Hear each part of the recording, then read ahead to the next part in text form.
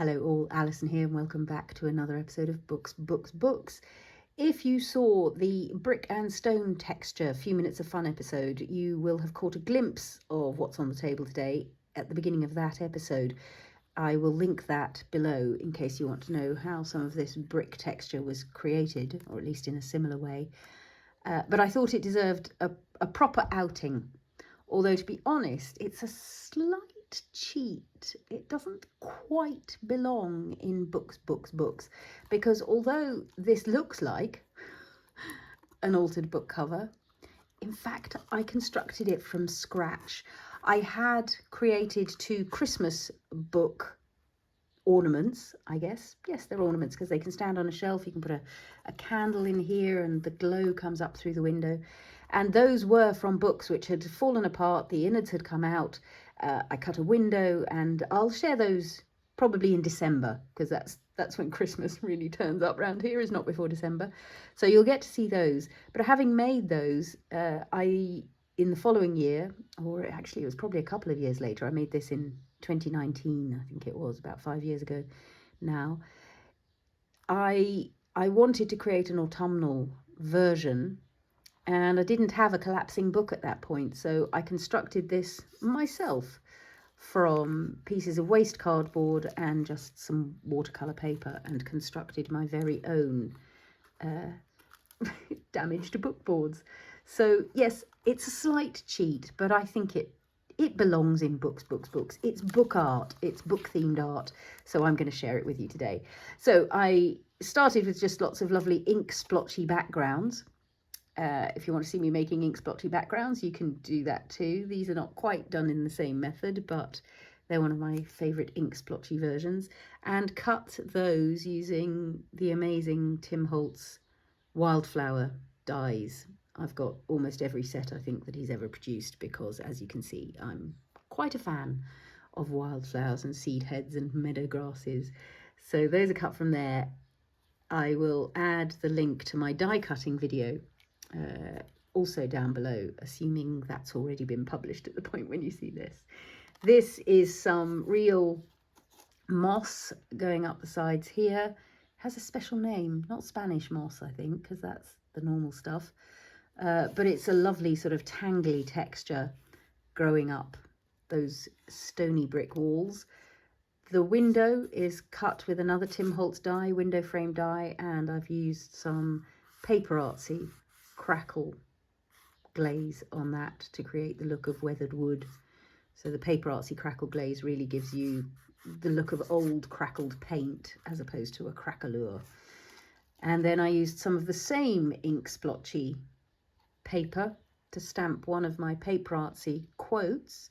And this is from the autumn edition. Days decrease and autumn grows, autumn in everything. And I'll link that stamp set down below, so you'll be able to go and look up who said that.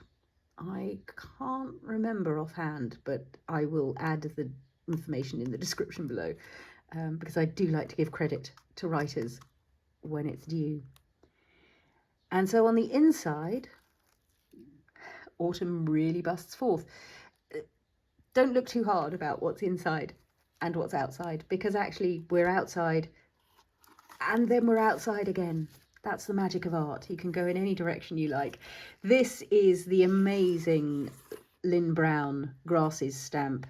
I'll put the link to that stamp set. It's one of my all-time favourites. I think it might be, it's either ELB 31 or 33, I think.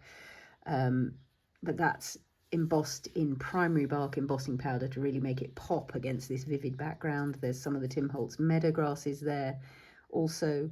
And again, back with the die cutting, this fabulous scarecrow and the crow are both Tim Holtz dies. The birds up here are also cut with a die. There's a very similar Tim Holtz stamp, but actually I think the stamp has the birds flying in that direction.